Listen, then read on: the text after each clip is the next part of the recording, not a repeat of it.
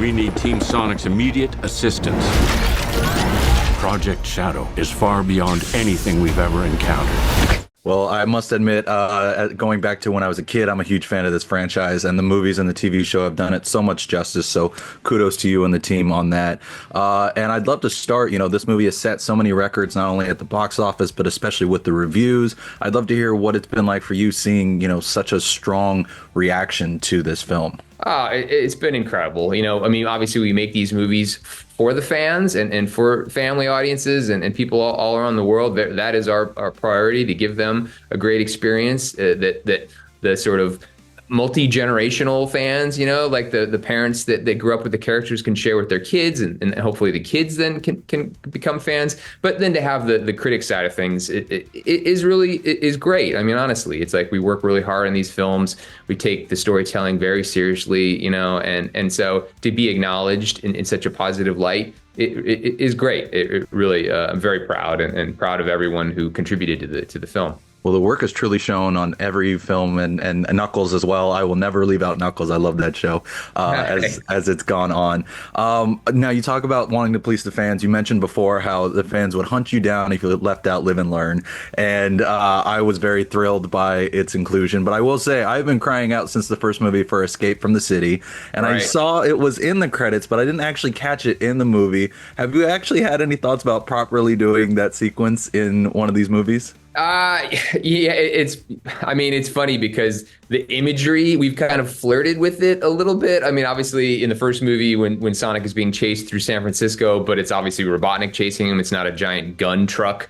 And so it's like we've gotten close to it, but never quite. And then of course Sonic jumps out of the helicopter in this movie. So there's lots of we've kind of flirted with it, but we've never just wholesale kind of committed to it. So, and then of course we did the snowboard in Sonic 2, versus the little piece of debris that he surfs around on. So all the elements are there, just in separate contexts. So, but anyways, no, it obviously is such an iconic sequence, so I don't fault you for asking.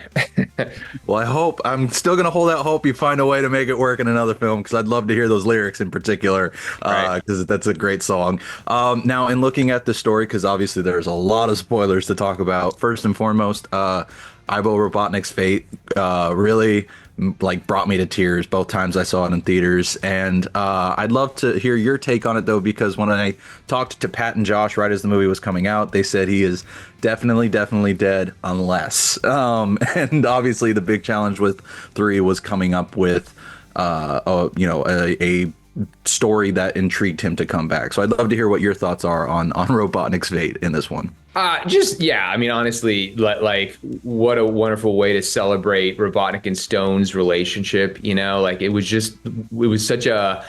just clicked because, initially it was all about bringing Jim back to play two characters, and that was the pitch. And it was like, what if, the first two films we've always explored family, but from Sonic's perspective, and what a great opportunity it would be to now do that from Robotnik's side of things. And what does that do to him? How does he change once he has family in his life? That was such an interesting question to ask, and it was something that I know Jim latched onto and just gave him some new territory. It's like the last thing he would ever want to do is come back and just kind of just rehash the same performance, from other films. So to get to now have Ivo as this sort of doting grandson, to Gerald was just such a fun sort of concept. But then to turn out that he's had family all along and right in front of him, right? It might not be blood family, but Stone is family nonetheless, and the love is there. So.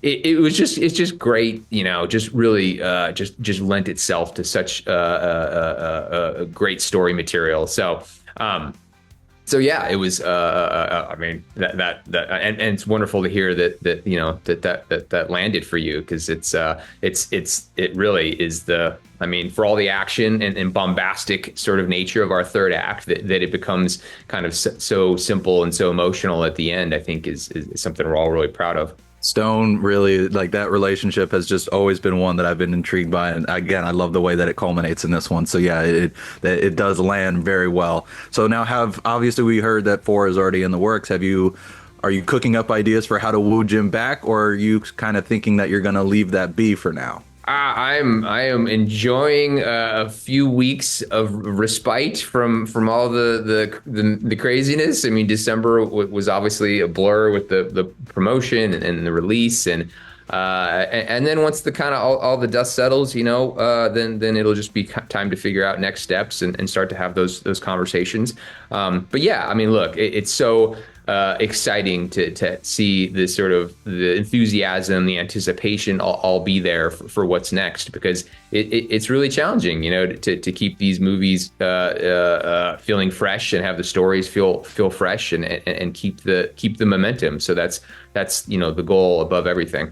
Well, one of the things I'm really excited about to see in the next one is the proper arrival of Amy after getting her in the credits for this one. And now, obviously, with Shadow's introduction, we didn't get a voice, and we didn't get a voice with Amy for this one either. So I know you're saying, the respite and everything, but have you already thought about who you want to play her, or are you waiting to see what Pat and Josh sort of come up with in the script to match the actor? I love to just watch the fan conversation and just see where things go. It's obviously casting is such a huge part of any of these characters, but it does kind of come from the needs of the story and of the script. So I think we'll want to make sure that whatever direction it goes, that it is servicing, the character needs for whatever story is being told. Well, you've done a fantastic job with the casting so far, so I'm sure you're going to do a great job with casting Amy for the next one.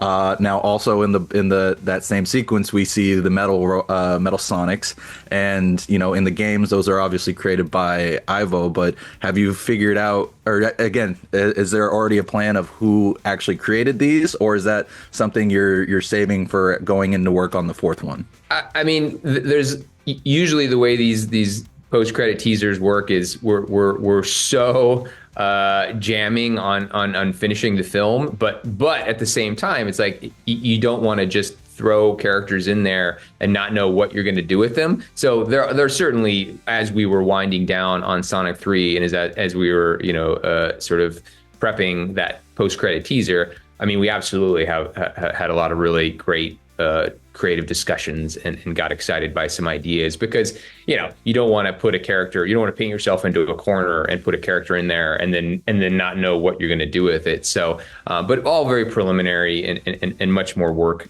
needing to come in order to really get that process going. Well, I see we're out of time anyways, but I hope that after that you get that respite and it proves fruitful for you, because I know, again, I can't wait for Sonic 4, but I can't wait to keep the word alive about 3 now that we're going into the digital release. So Jeff, truly an honor getting to chat with you. Thank you so much for taking the time. Thanks, Grat. Really appreciate the support, man.